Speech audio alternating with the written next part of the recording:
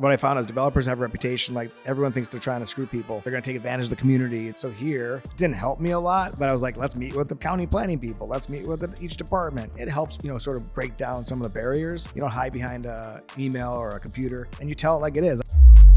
How did you build a business plan when one didn't really exist? And then we'll follow that up with, how that you then translated that into what we're sitting in here in Tampa. But let's start in the Michigan scenario where you were having to start things from scratch, no playbook, nobody to look to imitate or replicate. Yeah, I would say that I didn't have a super deep business plan. I had a idea that evolved.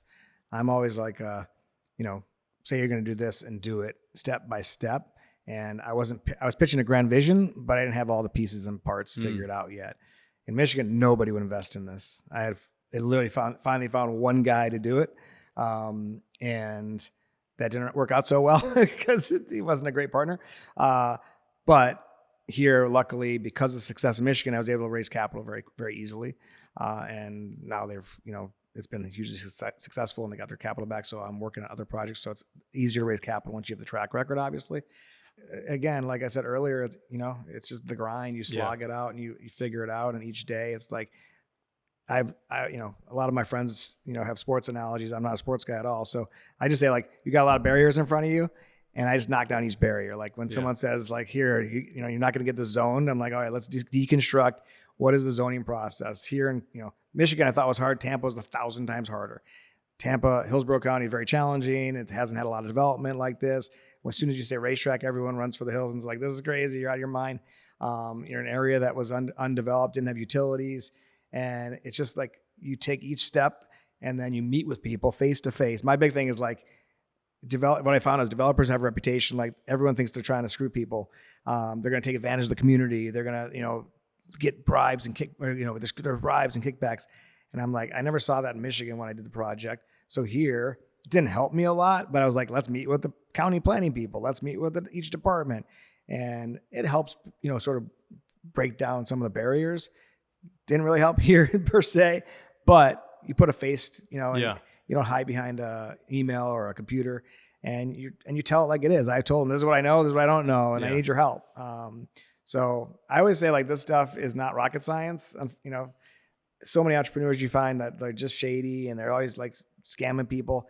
And I'm always like if you just fundamentally are honest with what you're selling, don't apologize for your price, have the sort of willpower to stand behind what you're trying to do and not apologize for, this is what it costs. This is what's going to cost me. And this is how I'm making my model work. And sometimes you got to be willing to say like, it might not work. It might crash and burn, but if you compromise and start giving deals and side deals and having to pay people things, I mean, I don't know. I just haven't been that. Yeah, no, I think that, just what you just described was so incredible because you had this lofty grand vision, which I think every successful business owner, leader has to be able to like, not just see the future, but communicate it in a way that inspires people to want to be a part of it. So you obviously had that. You've done it now in 2 different markets, but then have sort of this resiliency, grit muscle to be able to, like, as you described, knock down each barrier. I'm similar to your buddies that use a lot of sports analogies, but to your point, it's just moving one foot in front of the other, knocking down each peg along the way.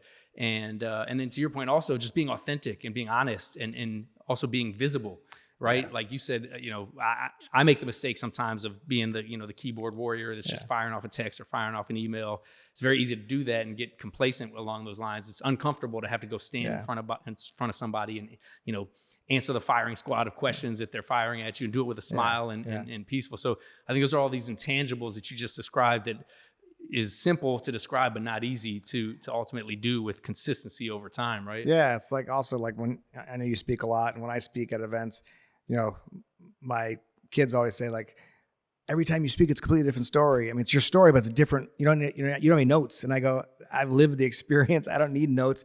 I'm also not trying to sell a bill of goods to somebody or portray, like, these are all my experiences combined. So every time I tell the story, it's completely different with the same pieces of history. And it's, again, authenticity is the key, I think. Yeah.